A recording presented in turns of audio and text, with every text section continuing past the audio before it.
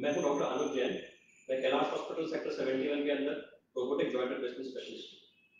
मैं पिछले 15 साल से नी रिप्लेसमेंट कर रहा हूं। इस दौरान हमारे ओपीडी में जो मरीज आते हैं हमसे बहुत सारे सवाल करते हैं।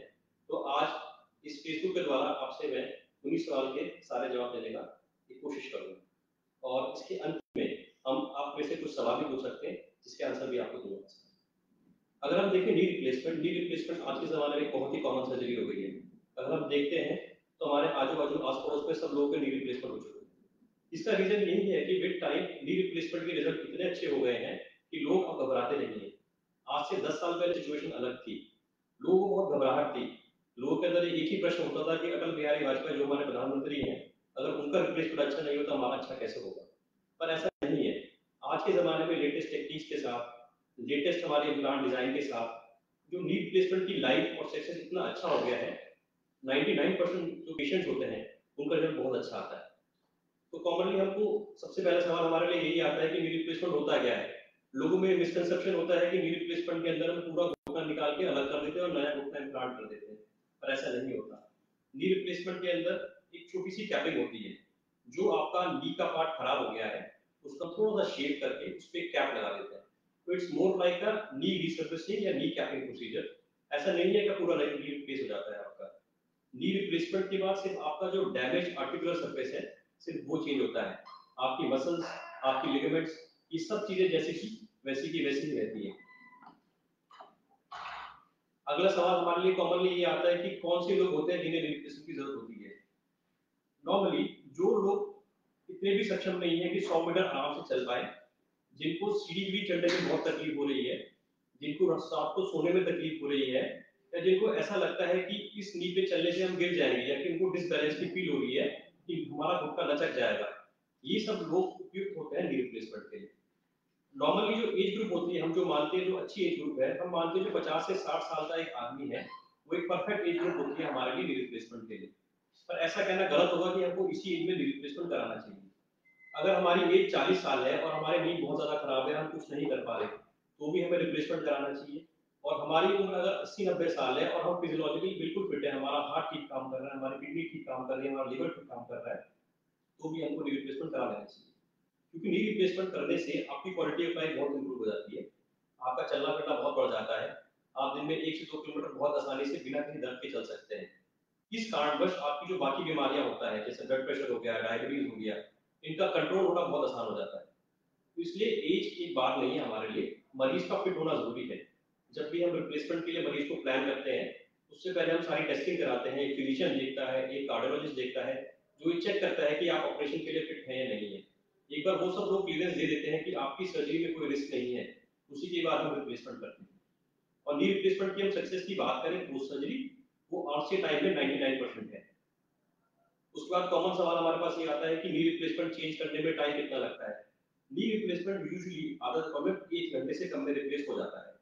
अगर हम दोनों घुटने साथ में करते हैं तो 1.5 घंटे करीब का टाइम लगता है। 1.5 से 2 घंटे में आराम से दोनों घुटने चेंज हो जाते हैं। उसके बाद जिस दिन ऑपरेशन करते हैं उस दिन से हम चलना फिरना नहीं करते, उसके अगले दिन से मरीज का चलना शुरू होता है। काफी लोगों में ये भी मिसकंसेप्शन होती है हम नी रिप्लेसमेंट कराएंगे हम बेड रिटर्न हो जाएंगे, ऐसा बिल्कुल भी नहीं है। जिस दिन आपका रिप्लेसमेंट हो, चाहे एक घुटने का हो चाहे दोनों घुटने का हो, अगले ही दिन से आप वॉकर के सहारे चलने में सक्षम होंगे। दूसरे दिन आराम से आप वॉशरूम में जा सकते हैं। तीसरे दिन आराम से आप सीढ़ियां वे चढ़ने के लिए स्टार्ट कर सकते हैं। आमतौर तौर पे 2 हफ्ते में सारे लोगों के वॉकर या स्टिक वगैरह सब चीजें छूट जाती हैं और 3 हफ्ते के आसपास आप घर के सारे काम जो होते हैं, किचन का काम वगैरह शुरू कर सकते हैं। और अराउंड 4 से 6 हफ्ते के आसपास आप जितने भी काम होते हैं बाहर जाने के, जैसे कि इस उम्र में लोगों को 2 मेजर काम होते हैं। एक तो पार्क में घूमने का और दूसरा होता है एक मंदिर जाने का। तो ये सब काम भी आप आराम से 4 से 6 हफ्ते के आसपास शुरू कर सकते हैं। और उससे अगला सवाल हमारे पास जो कॉमनली आता है वो ये होता है कि नी रिप्लेसमेंट की लाइफ कितनी होती है। हम अभी कराएंगे, ऐसा तो नहीं कि 1 2 साल में घुटने खराब हो जाएंगे, ऐसा नहीं होता। अगर एक बार अच्छे से घुटने को चेंज किया जाए, अगले 15-20 साल के लिए घुटना कहीं नहीं जाता और आराम से चलता है। तो एवरेज हम देखें बाय 20 साल के आसपास 95% लोगों के जिन्हें हमने रिप्लेसमेंट किए हैं, वो सब लोग रिप्लेसमेंट अच्छे चल रहे होंगे। तो इसलिए लाइफ एक कोई कंसर्न नहीं है। अगर आप अच्छे से अच्छे सर्जन से अच्छे हॉस्पिटल में रिप्लेसमेंट कराते हैं, तो नी रिप्लेसमेंट की लाइफ बहुत ही अच्छी होती है। अब मैं आना चाहूंगा रोबोटिक नी रिप्लेसमेंट के बारे में। आप सबको पता ही होगा कैलाश हॉस्पिटल में हमने पिछले कुछ दिनों पहले हमने रोबोट की परचेज करी है। जो कैलाश में हमने रोबोट लिया उसका नाम क्यूबिस है। क्यूबिस एक फुल्ली ऑटोमेटेड रोबोट है जो इस टाइम पे दुनिया का सबसे अद्वितीय, सबसे लेटेस्ट रोबोट है हमारा। अब हमें ये पता होना चाहिए कि एक हम जो फुल्ली ऑटोमेटेड रोबोट कर रहे हैं और एक नॉर्मल रोबोट में क्या डिफरेंस होता है। अगर हम देखें रोबोटिक सर्जरी के बारे में, जो नॉर्मल रोबोट होते हैं वो बेसिकली क्या करते हैं, एक प्लानिंग करके एक सर्जन को असिस्ट करते हैं। उसमें रोबोट का काम नहीं होता, रोबोट सिर्फ हमको हेल्प करता है काम करने के लिए। जबकि एक फुल्ली ऑटोमेटेड रोबोट में क्या सिस्टम होता है, सर्जरी से पहले आपका एक सीटी स्कैन कराया जाएगा एक दिन पहले, जिसके बेस पे आपकी पूरी एनाटॉमी हमें पहले से ही पता लग जाएगी। आपके घुटने कितने खराब है, उसमें कितने सारे गड्ढे बन गए हैं, वो कितना तिरछा है। उसी प्लानिंग के बेस पे मैं सर्जरी से पहले ही प्लान कर सकता हूँ कि मेरे को आपके कितने कट्स लेने हैं सर्जरी के टाइम पे, और हमें कितना बैलेंसिंग के लिए कितनी हड्डी आपकी निकालनी पड़ेगी। तो ये सब चीज करने से पहले हमें सर्जरी के टाइम पे हम इतनी सब मोर वाइजर कि हम क्या क्या सामान रख सकते हैं और हमें सर्जरी के टाइम पे तकलीफ कम होती है। ये सब जो डाटा हमारा सीटी स्कैन से निकलता है, ये सारा डाटा रोबोट के अंदर जाता है। रोबोट के अंदर सारी प्लानिंग होती है और सर्जरी के दौरान जो कट्स लगते हैं, कट्स का सारा काम प्योरली रोबोट करता है, हमारा उसको इंटरवेंशन नहीं होता। हम उसको चेक जरूर कर सकते हैं कि रोबोट सही काट रहा है नहीं काट रहा, जो भी हमारे कट्स लगे हैं वो सही है या नहीं है। पर मेजोरिटी केसेस में रोबोट से कट्स एकदम एक्यूरेट होते हैं, जैसे भगवान ने आपको घुटने दिए हैं एग्जैक्टली उसी अलाइनमेंट में हमारे घुटने कटते हैं। उससे पहले का प्रोसीजर, नी को ओपन करने का प्रोसीजर और उसके बाद का प्रोसीजर, नी को क्लोज करने का प्रोसीजर, इम्प्लांटेशन, वो सब कुछ सेम है। रोबोट का काम हमारा ये है कि जो हमारी अलाइनमेंट है नी की वो परफेक्ट आनी चाहिए, जिससे कि होगा क्या, आपकी जो बाद में लाइफ होती है रिप्लेसमेंट की, दैट विल बी वेरी बहुत लंबी होती है। अगर हम नॉर्मल देखें कन्वेंशनल रिप्लेसमेंट की लाइफ आज से 15 से 20 साल है, तो ये कहना गलत नहीं होगा कि रोबोटिक रिप्लेसमेंट की लाइफ और ज्यादा होगी, मेरी 25 से 30 साल। तो उसके आज अगर हम देखें तो हमारे पास अगला सवाल ये आता है कॉमनली कि रोबोटिक नी रिप्लेसमेंट के एडवांटेज क्या है। रोबोटिक नी रिप्लेसमेंट के मेजर एडवांटेज ये है कि सर्जरी के टाइम पे जो ब्लड लॉस होता है, ब्लड लॉस मिनिमल होता है, क्योंकि हमको जो फीमर बोन होती है उसके अंदर जो ड्रिलिंग करनी पड़ती है नॉर्मल कन्वेंशनल रिप्लेसमेंट में वो नहीं करनी पड़ती। जब कन्वेंशनल रिप्लेसमेंट में ऊपर वाली बोन में ड्रिल बनाते हैं वहां से बहुत ब्लड निकलता है, जिसके दौरान ब्लड लॉस होता है और हमें ऑपरेशन का कई बार खून भी चढ़ाना पड़ता है। और रोबोटिक के बाद क्योंकि हम वो ड्रिलिंग नहीं कर रहे, तो हमारा ब्लड लॉस बहुत कम है, और इसी वजह से जो है कि हमारा जो ब्लड ट्रांसफ्यूजन के रेट ऑलमोस्ट मिनिमाइज हो जाते हैं। दूसरा एडवांटेज ये है कि पोस्ट ऑफ रिकवरी बहुत फास्ट होती है, क्योंकि हमारा डिसेक्शन कम हो रहा है और ज्यादातर काम रोबोट के थ्रू हो रहा है, तो पोस्ट ऑफ पेन लोगों का बहुत कम होता है। जो लोग रिकवरी में कन्वेंशनल रिप्लेसमेंट में 2 से 3 हफ्ते में करते हैं, वो रोबोटिक सर्जरी के बाद 1 हफ्ते में कर लेते हैं। तीसरा एडवांटेज है लाइफ ऑफ नी रिप्लेसमेंट, जो हमारी नी रिप्लेसमेंट की लाइफ होती है बढ़ जाती है। कन्वेंशनल रिप्लेसमेंट में आज की टाइम में लाइफ 15 से 20 साल है, तो रोबोटिक की डेफिनेटली 25 से 30 साल करीब होनी चाहिए। उससे अगला जो हमारे पास प्रश्न आता है कि रोबोटिक नी रिप्लेसमेंट जो होता है उसके हमारे जो चार्जेस होते हैं वो क्या अलग होते हैं या फिर सेम ही होते हैं। अगर हम देखा जाए तो रोबोटिक नी रिप्लेसमेंट के थोड़ा सा बहुत छोटा सा चार्ज होता है जो हॉस्पिटल चार्ज करता है। जो जो सामान हमारा रोबोटिक रिप्लेसमेंट के दौरान में यूज होता है, जैसे कि कंज्यूमेबल आइटम होते हैं जो हमारे पास इस्तेमाल नहीं होते, जैसे कि बल्ब हो गया, एक हमारा ड्रेप हो गया, या फिर हमारे ट्रैकर्स होते हैं जो सारा आपका नी का अलाइनमेंट ट्रैक करते हैं, इन सब चीजों का इस्तेमाल होता है। तो सिर्फ वही खर्चा आपसे लिया जाता है, और लॉन्ग टर्म में देखें तो ये आपको सस्ती ही पड़ेगी, क्योंकि आपकी नी की लाइफ बढ़ गई है। तो डेफिनेटली जो नी पहले 20 साल चल रही थी हमारे 30 साल चल रही थी, it will be more cost effective for you. तो इन सब चीजों के साथ मैं अपना टॉक खत्म करना चाहूंगा। अब मैं चाहूंगा जो भी आपके सवाल जवाब है आप पूछ सकते हैं मेरे से, मैं उनको जो भी पॉसिबल होगा आपको आंसर दूंगा।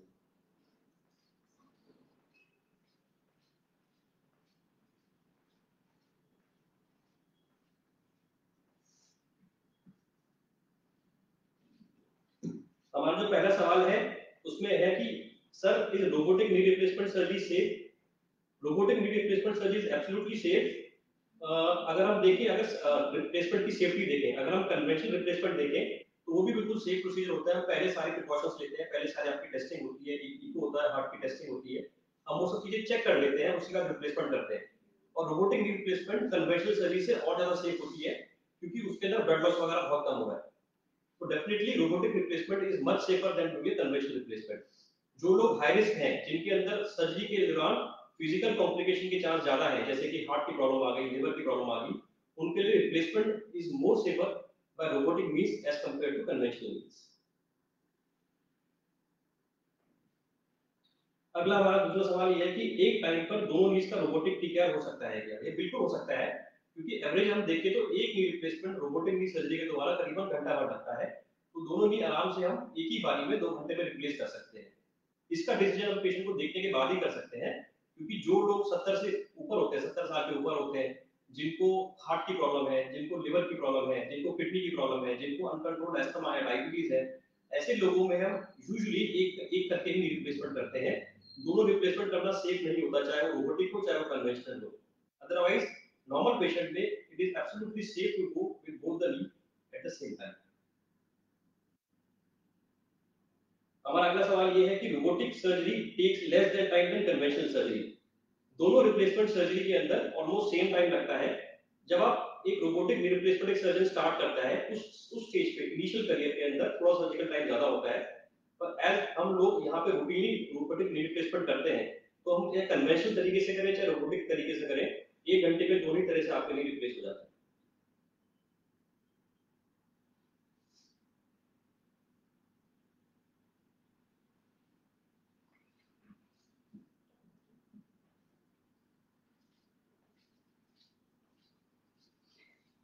उससे अगला सवाल हमारा ये कि what are the risk and disadvantage of robotic knee surgery. अगर हम देखें डिसएडवांटेज एज ऑफ नाउ, तो मेन एक जो डिसएडवांटेज होता है दैट इज द कॉस्ट। ठीक है, अगर भी हमको लॉन्ग टर्म में देखें तो that is not a disadvantage because it is more cost effective procedure. Otherwise हम कंपेयर करें तो आज के टाइम में robotic knee replacement is absolutely safe और उसका कोई डिसएडवांटेज नहीं है।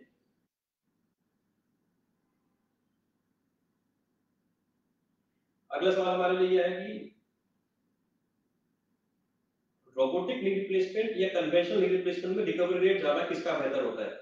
अनडाउटेडली रोबोटिक नी रिप्लेसमेंट में आपका जो रिकवरी है वो बहुत फास्ट होगा। रफली हम देखें, अगर हम नॉर्मल एक आदमी कन्वेंशनल टेक्निक से अगर हम रिप्लेसमेंट करते हैं, उसको रिकवरी में यूजुअली 3 से 4 हफ्ते लगते हैं, जिस तरह वो इतना कंफर्टेबल होता है कि वो अपने घर के सारे काम हम कर पाए, independently without any walking aid walker और सपोर्ट स्टिक के बिना चल पाए। और यही काम अगर हम रोबोटिक के द्वारा कराते हैं, तो ये करीबन आधे दिनों में अप्रोक्सीमेटली 15 दिन के आसपास लोग सारे काम कर पाते हैं।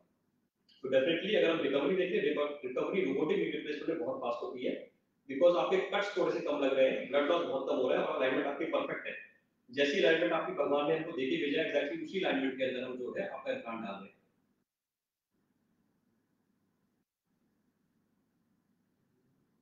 अगला सवाल हमारा है कि robotic surgery takes less time than conventional surgery. जैसे हमने डिस्कस किया था, इट टेक्स इक्विवेलेंट टाइम। अगर हम दोनों को कर रहे हैं, दोनों में करीबन घंटा भर लगता है, चाहे वो कन्वेंशनल हो चाहे वो रोबोटिक हो, दोनों ही सर्जरी के अंदर अप्रोक्सीमेटली 1 घंटे करीब हमारा लगता है।